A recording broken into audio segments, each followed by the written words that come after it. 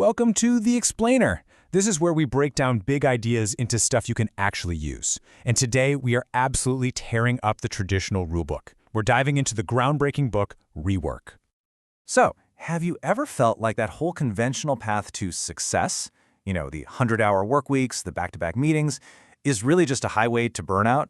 If that sounds familiar, then you are in exactly the right place. Because Rework, it's basically the antidote. It offers a much simpler, way smarter way to get things done. All right, let's jump right in. We're going to start by tearing down some of the most, let's say, sacred rules of the business world. And we're starting with the big one, the very foundation of pretty much every new company. You know the drill, right? It's rule number one in every business textbook. You have to create a super detailed multi-year plan, but Rework just calls that out for what it is, an illusion. You're basically creating a plan for a world that never changes, and come on, we all know that's just not how things work. And this quote just completely reframes the whole idea, doesn't it? It's not about being locked into some rigid path you set a year ago. It's all about being adaptable. The real key here is making decisions based on what's happening right now, not on some guess you pulled out of thin air 6 months back. Okay, here's another one I'm sure you've heard a million times. Fail fast, fail often. Well, the book just goes straight after this popular idea. It basically argues that we've started to romanticize failure, maybe a little too much. So instead of getting bogged down in what went wrong, Rework says, hey, why don't we analyze and copy our wins? Think about it. Success gives you a clear, proven model for what actually works. Failure? Well, that just tells you one of a million things that didn't work. It's not nearly as useful. So yeah, the really crucial thing here is making that mental shift. Stop doing a postmortem on every mistake and start building a blueprint from what you've actually achieved. It's not only more effective, but let's be honest, it's a whole lot more motivating too. And this whole way of thinking leads us right into our next big topic, productivity. Because, according to Rework, real productivity isn't about how many hours you clock in. Nope, it's about making the hours you do work actually mean something. Let's talk about the number one productivity killer, at least according to Rework, meetings. They call them toxic. Why? Well, they're usually super abstract, nobody has a clear agenda, and they just pull a bunch of people away from doing, actual work. I mean, we all know that making real progress on something important takes deep, focused work. But our workdays?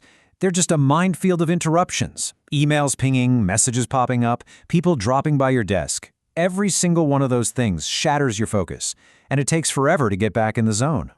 And what about one of the most poisonous phrases in the office, ASAP? Rework just calls it poison, because as soon as possible is basically a recipe for creating fake emergencies. It just piles on stress, and let's face it, when everything is a top priority, then nothing really is. And this really puts the cost of meetings into perspective. A 1-hour meeting with, say, 6 people in it? That's not a 1-hour meeting. That's 6 person-hours down the drain. 6 hours of collective productivity gone. When you think about it that way, you have to ask yourself, is this meeting really worth 6 hours of real work? Probably not. Okay, let's switch gears and tackle 2 of the biggest obsessions in the business world. This relentless need to grow and the constant nagging focus on what the competition is doing. So how do you beat the competition? The standard playbook says you have to one-up them at every turn, add more features, offer more options, more, until your product is just this bloated, complicated mess that nobody wants to use. But Rework has this amazing, totally counterintuitive strategy. Don't outdo them, underdo them. Do less, but do it so much better. Instead of getting into a features war, just solve a simple problem more elegantly than anyone else. This is exactly what the book's talking about. You start by finding the epicenter, that one single thing that is absolutely essential to what you're offering. Maybe it's the search bar, maybe it's the checkout flow. Whatever it is, you focus all your energy on making that one thing absolutely perfect. The result? You get a simple, high-quality product that does one thing exceptionally well, instead of a half-assed product that does 10 things poorly. And this goes for growth, too. The book really pushes back on that grow-at-all-costs mentality. Bigger isn't automatically better. Sometimes the real goal should be to find your right size, the perfect, sustainable spot where you can thrive. Because, like they say, sometimes small is a pretty great destination all by itself. So, what does all this add up to? Well, When you start putting all these different pieces together, what you get is a completely new operating system for how you work. It's one that's built on efficiency, on real focus, and frankly, on just plain old common sense. So here's the core of this new playbook. You learn to embrace constraints because limitations actually force you to be more creative. You build an audience, not just a customer list, by teaching people valuable stuff. You learn to say no by default to protect your time and your focus. Instead of hiding your secrets, you out-teach your competition. And, maybe most importantly, you focus on the things that won't change, the timeless principles, not just the latest trend. And I love this quote because it sums it all up.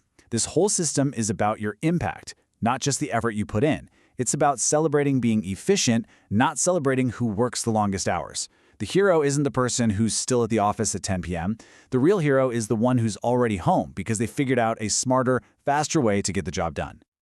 Look, the ideas in Rework are more than just business advice. They're a powerful toolkit for rethinking how we work. It's about taking back our time and our focus. So that leaves us with one final, big question to chew on. Out of all those real-world rules you're supposed to follow, which one are you going to break first?